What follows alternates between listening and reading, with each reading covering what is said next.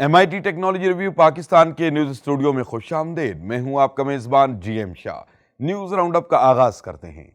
Bulletin के आगाज में आपको बताते हैं कि Punjab information technology board city traffic police Lahore के दफातर को डिजिटाइज करेगा।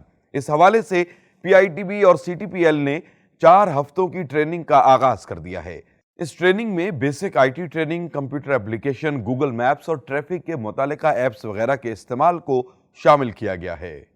और अब बुलेटिन में शामिल करते हैं एक और अहम खबर। मारूफ अमरीकी कंपनी टेस्ला ने दुनिया की सबसे तेज तरीन गाड़ी का नमूना तैयार किया है। ये गाड़ी सिर्फ 9 सेकंड में 1 मील के चौथाई हिस्से तक का सफर कर सकती है। इस गाड़ी में बैटरी का पैक नस्ब किया गया है जो एक मर्तबा के चार्ज पर 620 मील तक का सफर करने में मदद देता है। बताया जा रहा है कि इसको साल 2020 में मुतारिफ करवा दिया जाएगा। और अब बुलेटिन के आखिर में आपको बताते हैं कि माहिरीन ने आपके संदूक को महफूज करने के लिए एक स्मार्ट लॉक तैयार किया है।